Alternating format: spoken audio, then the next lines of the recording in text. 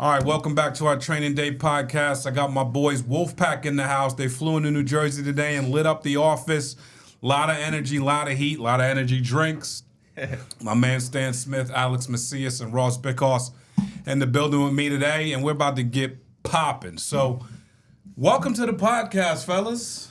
Thank you for having us. Thank you for having us. It's awesome, yeah. Listen, Beautiful man. office. Yeah, I appreciate that. Listen, I watch you guys throughout the year, take over Chicago, really, and running numbers all over the country.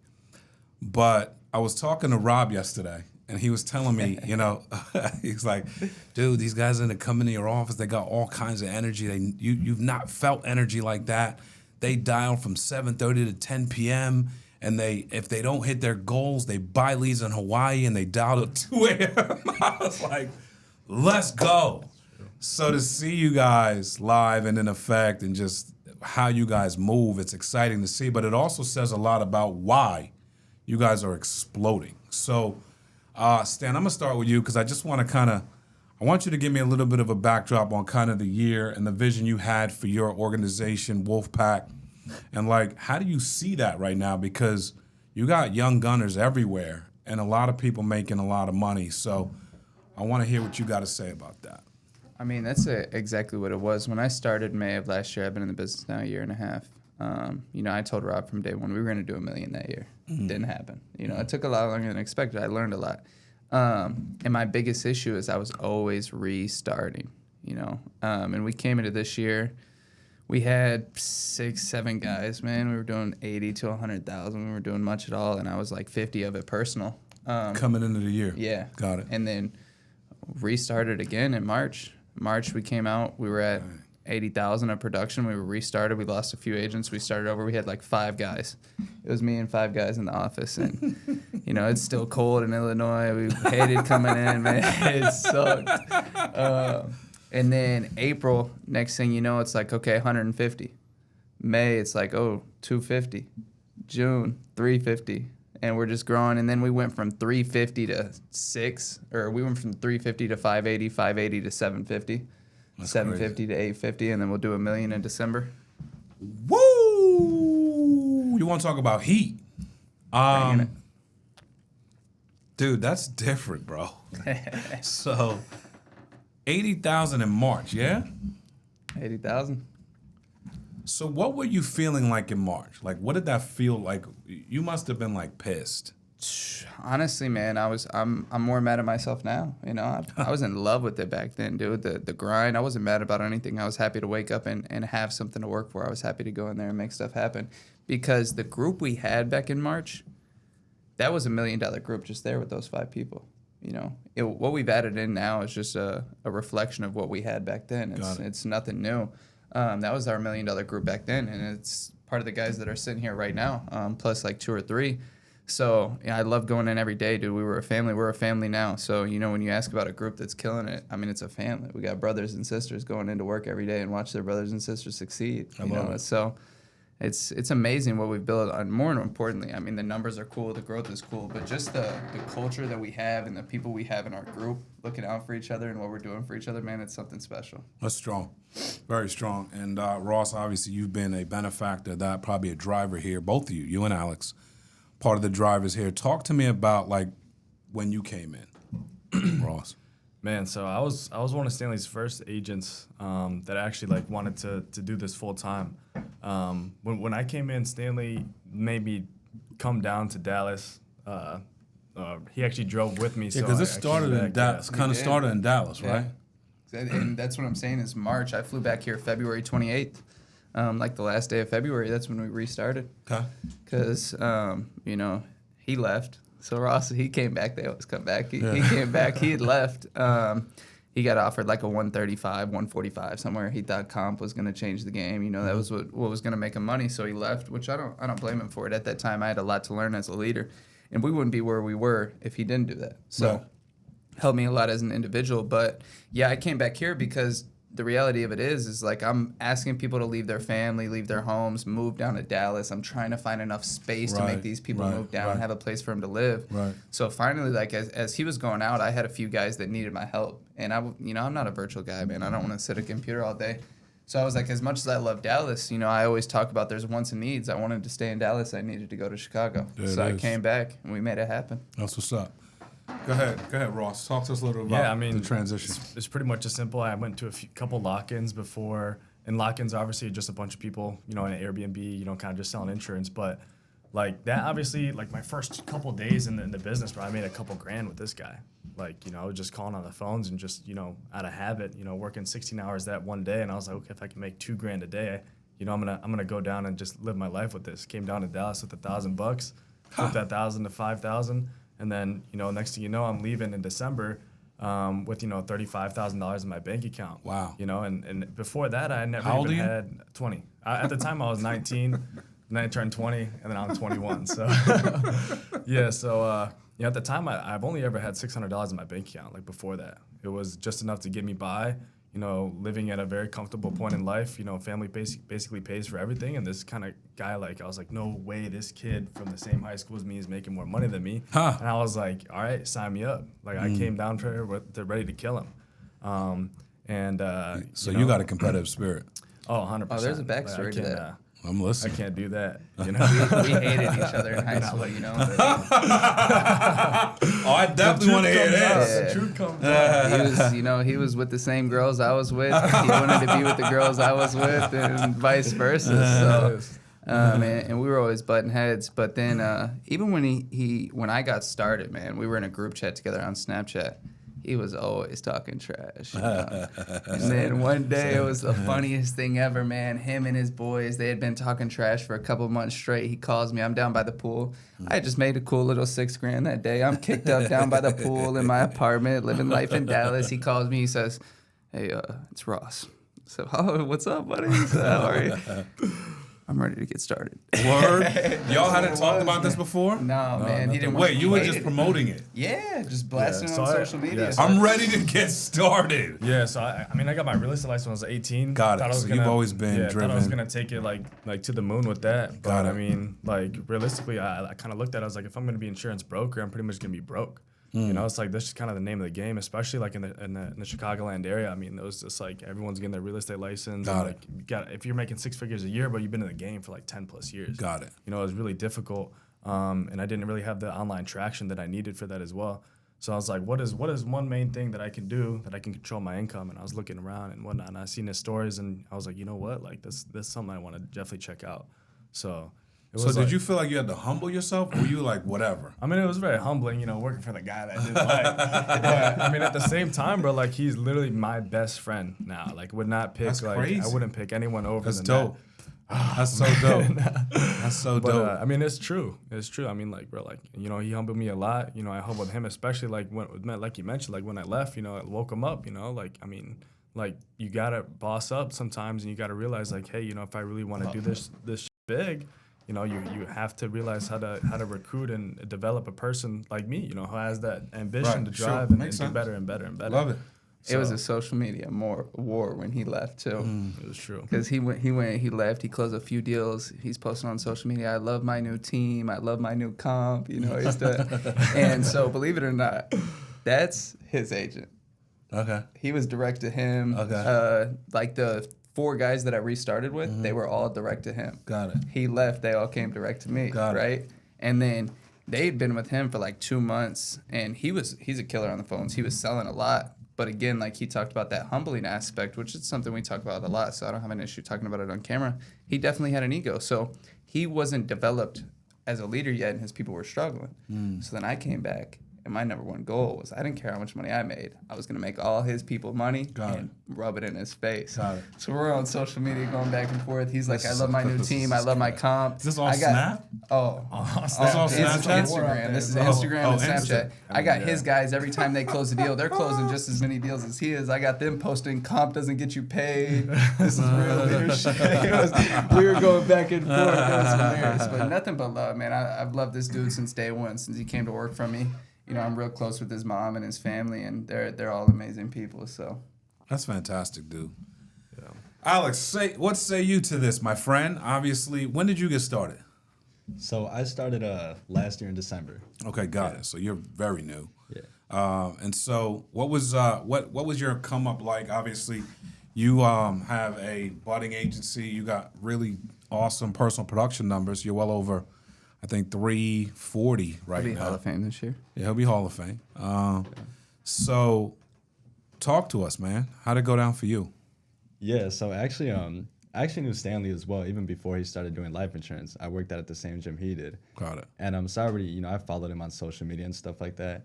Because before I even started doing insurance, I was trying to wholesale real estate. And I started, and it didn't end up too well. I ended up being like 15 grand in like credit card debt. I just overspent my marketing dollars. And I was like, I saw Stanley, just day after day, every single day, I just new post from Stanley. Just made $1,000, chilling next to this pool on a 30-minute phone call. I'm like, what? Like, there's no way. And I'm like, and then it just got to a point where I'm like, all right, I gotta hit him up. I'm like, Stanley, like, how do I do it? What is it that you're doing? And then he explained to me, the industry, basically what he does and everything. And I just knew like I couldn't go another day without making money. You know what I mean? Right. Like, I knew I had to, I knew how to take the risk. I was already 15 grand in debt from credit cards. I was like, What was that debt from? Just like, when I was wholesaling real estate, I paid for mentorships, all these like ad campaigns. All right, so this is all leads. Chicagoland as well. Yeah. So this was All in like Chicagoland, yeah. This is how you're gonna make money, real estate. Yeah. That's what, okay, I'm listening. Yeah. And Were you guys together on that real estate stuff? We were like, we both got a license when we were 18. We did, yeah, and license, like we literally like we're studying. You at went the to high Starbucks school together, yes? We knew each other all through high school. Okay, got it. We literally were studying together at a Starbucks. I remember it was me, Alex, and another guy as well, Raphael. In that we were just studying, trying to get the real estate license. They were on their own like development stuff and whatnot, but I was more so like He wanted to be a real estate agent. He was trying to wholesale houses. Got it. Yeah. So, but oh, dude, Alex was like my favorite agent ever getting started. Not in a good way. He was like, the one I had to work hardest for because he was like, he'd answer the phone and he'd just freeze up. He wouldn't say anything. Script would be right in front of him, and he couldn't call in front of anybody so I couldn't help him. You'd turn your back for 1 second. You'd be like, "Where's Alex?" Oh, he's like down the street, away from everybody, trying to dial. He'd run away, or he'd answer the phone. He'd be like, "Hey, yeah, this is Alex. Stanley, I got one on the phone. Come help." And then I'd be like, "What do you need help with?" Just hands me the phone. I'm like, "Oh, what's the client's name?" So he was a blast getting started. But I remember when I recruited him, I had put them with Ross because Ross was getting started. I wanted to help build him up. But I had flown back to Illinois to see my family or something, and I had a flight, but I took him and Raphael out to a steakhouse. Like he said, they were deep in debt. They didn't have much money at all. So they were doing crazy stuff to like eat. They were going to Chick-fil-A saying it was their birthday, splitting a biscuit for breakfast. They were like hidden methods to get some free food or discounted food. So I took them out to the steakhouse because, like I said, they're like family. I treat everybody the same way. Took them out. And I'm at this steakhouse. They're looking at this this menu. They're trying to order cheeseburgers and fries. And I'm like, guys. So I ordered for them. I got them 2 steaks. Yeah. And the food was taking forever. It finally came out, but I had to leave. So I paid for the bill. And I was like, hey, guys, enjoy your steak. Here's mine as well. Take it home. I'm out of here. And I remember him and Raph talk about that all the time. They were pissed. They were like, I'm never letting another man pay for my steak again. I'm going to get rich. And they fired him up, got him going. Wow, okay. I like that. Alex, like when you decide, like you're calling the leads, you're, nervous, you don't want to call in front of people. How did you break out of that? Yeah, so for me, it was definitely a big confidence issue with me. Obviously, starting off, with all that debt, just a bunch of things that added up together. Just my confidence was just at an all-time low when I first started with the insurance. And one thing that I always knew, even my mentor taught me this, was that discipline builds confidence. So one thing that I did personally that helped me, I just developed a routine, and I made a routine every day. I just stuck to it. I didn't miss a single day. And it just gave me no other option but to just feel confident, It kept me fulfilled. That's what kept me going, It kept me driven. And yeah, like I always I talk about it with Stanley as well. I'm always sending it in the group chat, purpose driven. That's my main thing that drives me, my purpose. It's not necessarily, the money, the materialistic stuff, all that stuff's cool. But at the end of the day, like who am I really doing it for? You know what I mean? Like what gets me up every single day in the morning, at 4 a.m. It's it's not because I want to wake up, or even if I don't want to wake up, it's my team, my agency, my family, my people. If I decide to sleep in, not only am I letting myself down, I'm letting, most importantly, them down. You know what I mean? Yeah. So that's just what, keeps me always moving forward at all times. Got it. And you're building an agency. You guys are going to be well over $5 million this year, and that's like since March. So it's like, and so Alex, you're a huge part of that, right? And so what are some things that you're doing right now from a recruiting standpoint, or things you are doing to build your team? We're just trying to bring more bodies into the office. Obviously, I'm focusing more on recruiting right now. We really want to. Our goal is 500K. We told Stan we're gonna hit 500K by January as a team. Let's go. So main thing is trying to get more bodies into the office, and obviously just develop with the the people that we currently have. Right. Obviously there's a lot of people that are still trying to hit at least that 10 grand a month issue paid. So obviously it'd make a huge difference once we get those people to obviously just go reach past that, go past that 10 grand issue paid. But recruiting and just developing with what we currently have, I think he's more so asking, like, you're growing like crazy, dude. Right. First of all, you gotta rep it more, bro. You're the and you gotta remember that, dude. You're crushing it, bro. You're 20 years old. So when you speak into the mic, man, speaking to the mic like you own some, because you do. You're killing it. He's more so asking, you started in December, you had no agents leading up to March.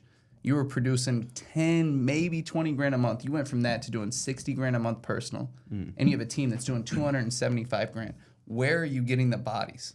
Where are you recruiting? How are you recruiting? What message are you conveying to people? What dream are you selling, or what purpose are you giving them to make them believe in you and come into the office? Yeah.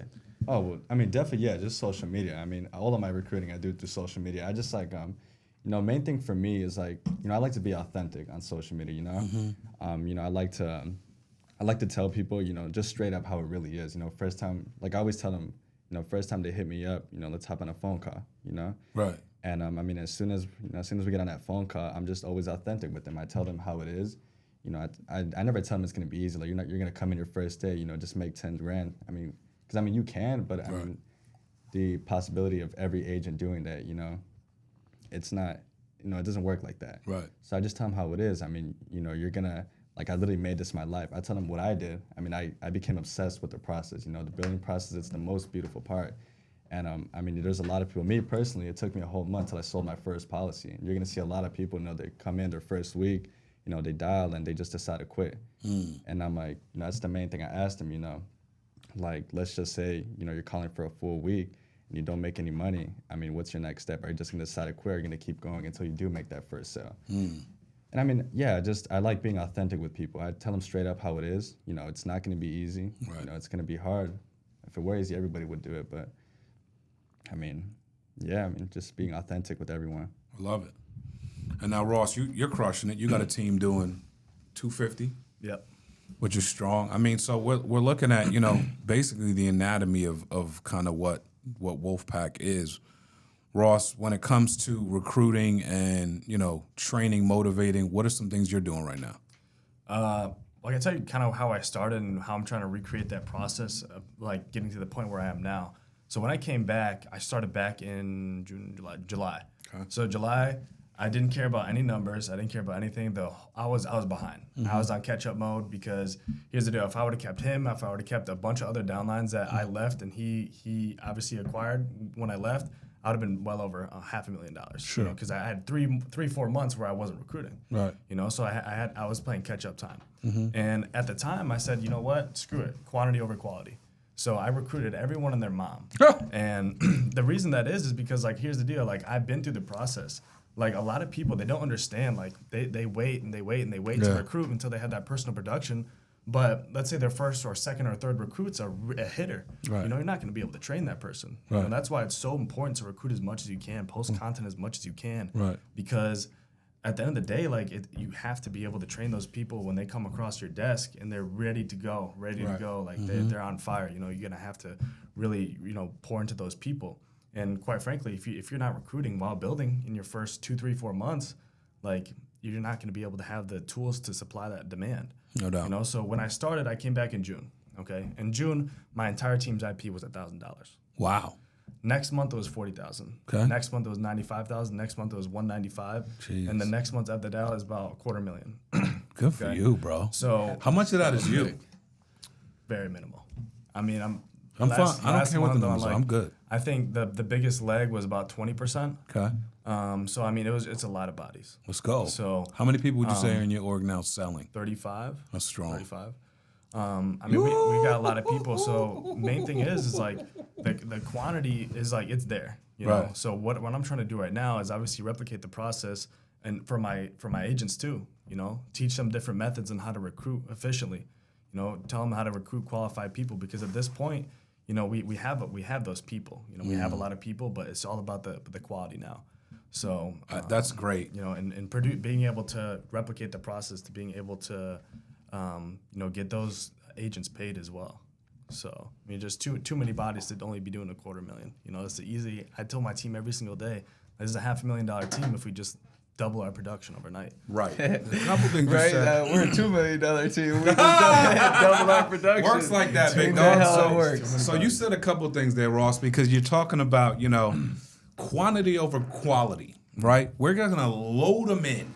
And I think I've seen a lot of people get exhausted with quantity over quality. But they don't understand what you just said. Right.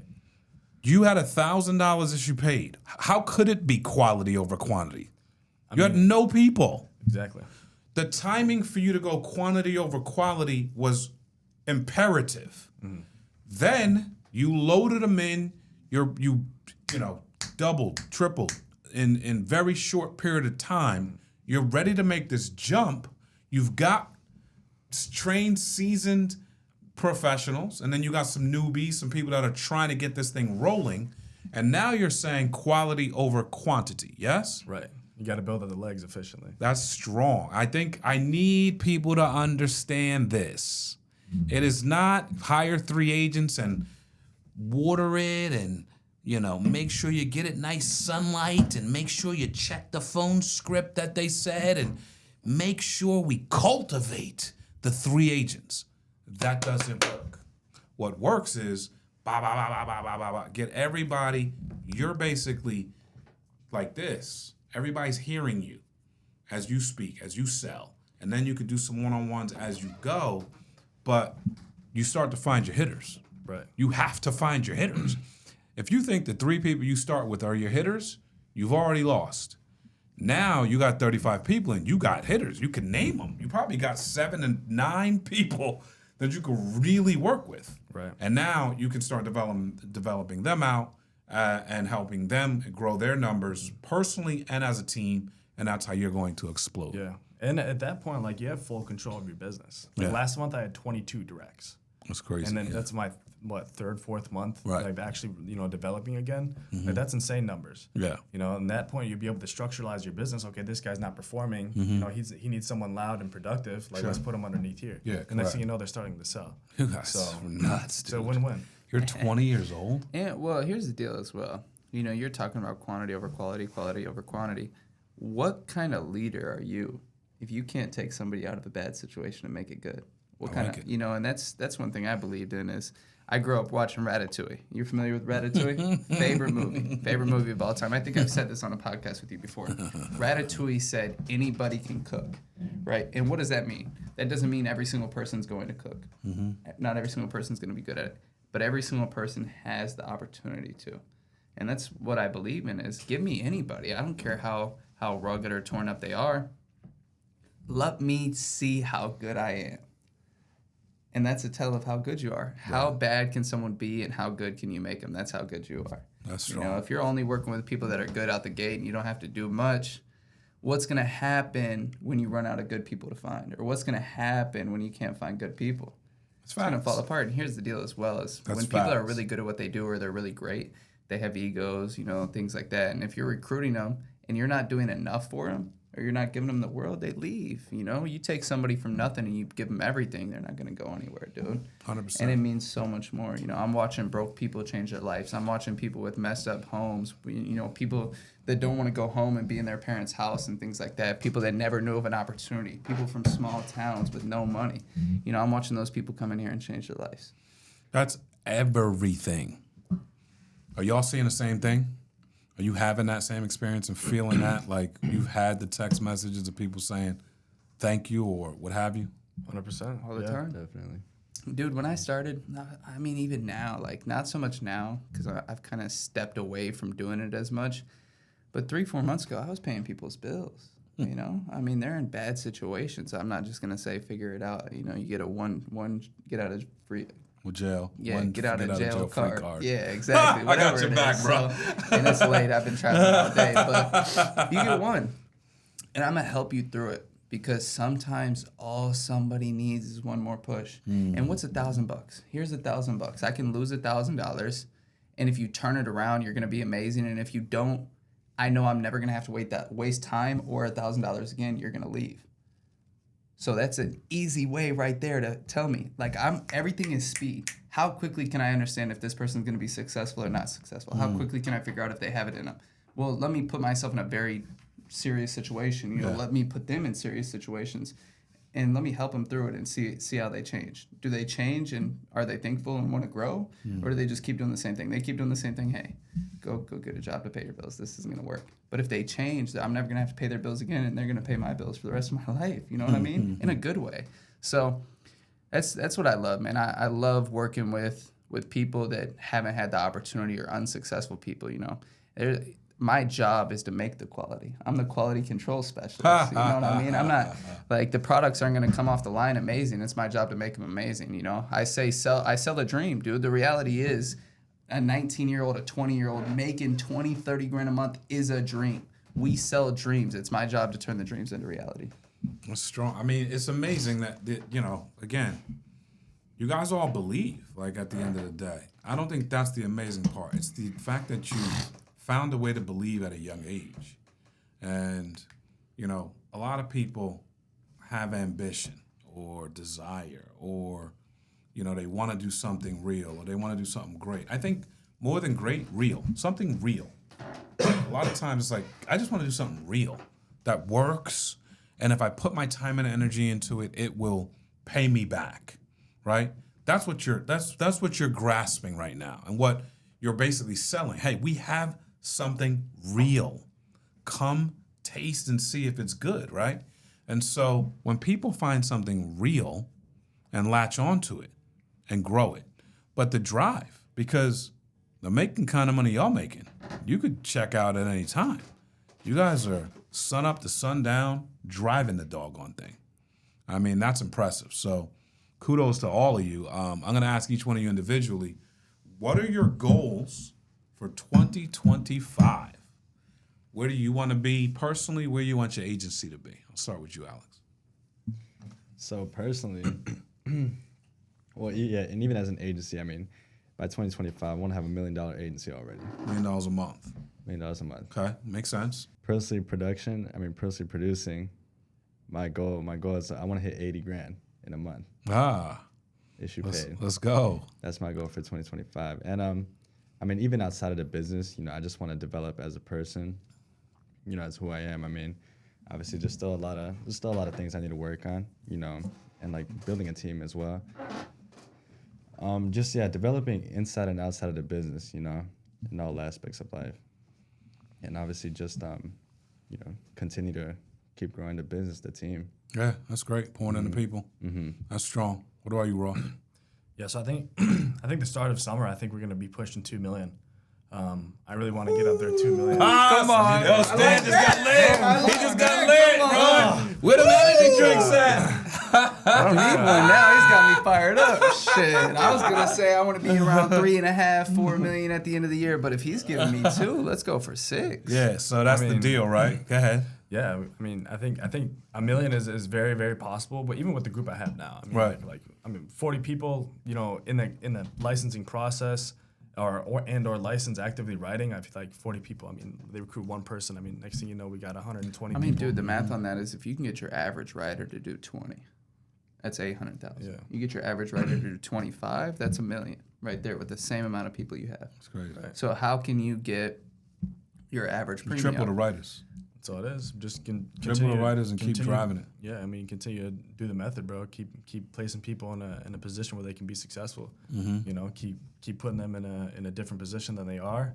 You know, freshen things up and, you know, keep on going from there. Because I mean, it's one thing to have, you know, a $2 million agency, you know, with people, you know, stuck at the $5,000, $10,000, $50,000. A $2 million a month agency where you're the only one making money. That doesn't make much sense. That doesn't, Mark. Not at all. Number one priority is making sure the agents have money. Ross, how do you?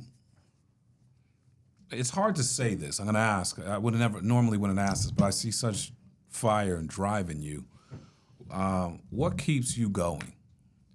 I mean, the simple fact is like, what else am I gonna do? Right. What, I'm gonna stay the same? Are you fucking?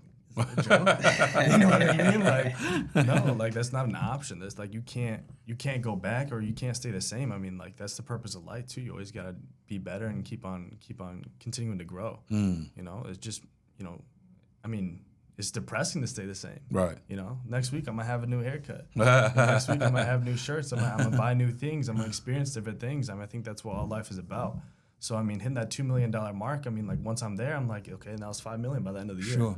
So I think that's, you know, that's a driving, motivating factor. I mean, also like my rigorous ego is just burning to say it's just my ego, but I mean, it's just, I mean, I think that's what it is too. And then the longer I go in life too, the more I experience. It's like it's all about change, you know, switching up the environment and doing better things for yourself as well. That's strong. So I mean, me personally as well. Like I do want to develop as a character as well. Like Alex said, I'm a little short of Hall of Fame most likely this year, but next year is definitely, you know, little red jacket Dude, on myself. you're a little short of Hall of Fame, starting since June. Right. Little short of Like, Hall of Fame, yeah. That's serious, bro. Yeah, I think in September was my highest month at $82,000 personal. So, but I mean, after that, you know, no idea. cut We got it some down to killers, 20,000, We got and some then killers. obviously grow the team. So, I mean, we've been floating around for 200,000 for a minute, but I also took a step away to develop my team as well because I can't be the only one making money. It's just Right. not possible for Yeah, me. yeah, You makes know, sense. that's how you lose people. That's how Yeah. you lose people. quite No, it's frankly. great. It's a great ebb and flow. Work there. Mr. Stan, 2025, Wolfpack. Talk to us. First of all, I would say a green jacket, but we'll have that by the first half of the year. Yes, That's sir. not even And 10 mil. 10 mil, yeah, right. We'll do. I want to be over 5 million a month by the end of the year. So we're at 1 right now. We took it from 100,000 to 1 million. We 10x'd it, right? How can we 5x it next year? Love you it. know, at scale. So At we'll be scale, doing yeah. 5 million a month. We'll probably do 30 million as a team. You know, there's just some people in this industry that have reputations that they're the best, and I just want to show them who really is. You That's know, what's at up. the end of the day, you know, money's cool, dude, all that. My whole life, I've been the underdog. Everybody always wanted to see me lose, and I just can't stop winning. And you know, I don't want to. Like, I really am coming for everything. I want to take it all. And when you look at it, dude, a lot of people are like, "Oh, how big can I get my team?" and stuff like that. Like, look at what Sean Mike built. Right. How big's Why that not? NFL? Yeah, I mean, dude, what was different from him? right, correct. Just I mean, drive. he's a work human being. Right, So correct. why are people shooting for 1 million, 5 million, you know, stuff like that? Why are people talking about they want to get to 10 million and then get out of the industry when he's pushing 800? Right. You can't do that? Are you kidding me? Makes sense. Of course we can, bro. Of course we can. So first and foremost, though, like outside of work, I'm going to just be a better version of myself. This year, I really got out of the gym. My health hasn't been the greatest. And like I blame work, you know, I'm working too much. The reality of it is I'm just not as focused and motivated as I could be. One of my biggest things that I lack on is just discipline. So next year, I'll be one of the most disciplined individuals you see. And then as a caveat to that, we'll be easily clearing 5 million a month. That's so strong, and dude, you guys got me excited, man. Just the energy, number one. But You're gonna need a lot more awards. Next number year. number two is the drive. You know what I mean? The actual drive. Like, if you go home to your place and you're in your room by yourself, you are very driven. This isn't a show. This isn't like for the pod. This isn't for social. You guys, the three of you are very driven, and that just is exciting, especially at a young age. So congratulations to all of you on the amazing success. And dude, 2025 ain't seen nothing yet. Ain't seen nothing. They Alex, thought this was our year. Rosston, appreciate you guys for joining us. Training day, baby. Let's get it. Let's get it. God bless. Love y'all. Thank you, fellas. Appreciate you. Appreciate it.